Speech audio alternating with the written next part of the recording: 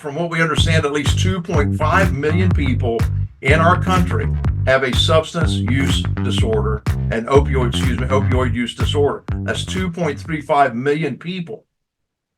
Now, these are unlimited number of prescriptions that are being filled for different types of medications, but at the end of the day, they're basically all one form or another of heroin. And so this creates the problem of early death from overdoses. It creates relationship problems, trauma, suicide, infectious diseases. All of these things have been unleashed on the general population. They have created, and you see the picture that I found that just really depicts what people tell me when they come in and say, look, I just can't stop.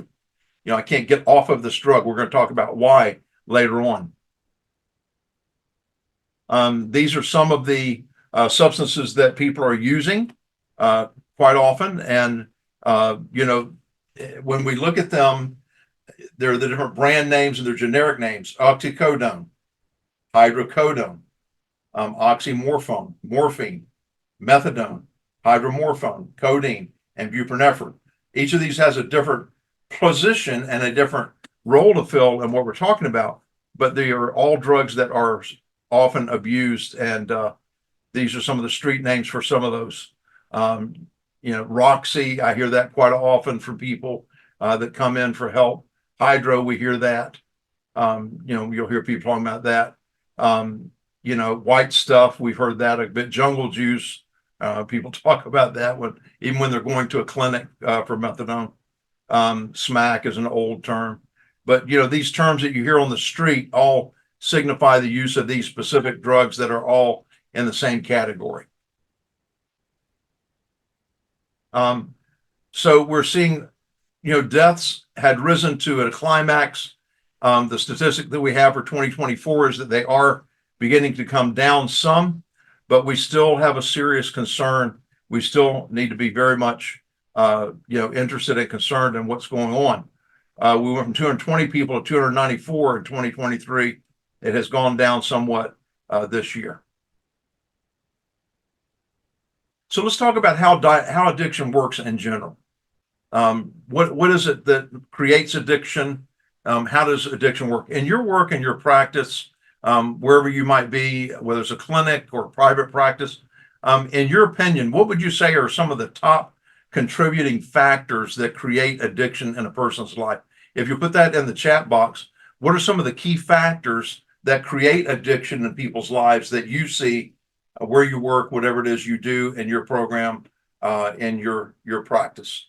There have been some scientific breakthroughs. There have been more and more studies have been done. They've updated the studies done with lab animals. Okay, someone said a lack of coping skills, previous trauma for sure, the access. Let me just say this, by the way, people use the drug that is available.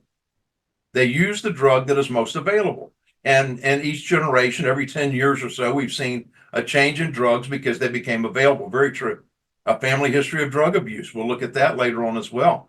And so there are these key factors that happen that create an atmosphere and make it easy for people to become addicted. Now, in the 50s, in the 30s and 50s, when AA was created, and then later on NA came into place, all substance use, especially alcoholism, but all substance use and misuse was considered to be a moral failure. It was considered to be a character flaw. Now, this was important to people to be able to share this because of the fact that they were trying to get people to stop drinking. And so if they could guilt them into it, then they felt there was a better chance that they would stop drinking. So to say, you are an alcoholic, you are an addict. And every time they would introduce themselves, I'm Paul, I'm Bill, I'm Bob, I'm Gary, Larry, Linda, I'm an alcoholic, I'm an addict. In our practice and what we do, once again, I'm not trying to endorse our practice, I'm just sharing how we do it. We train our people very carefully. We educate them not to say that they're an addict.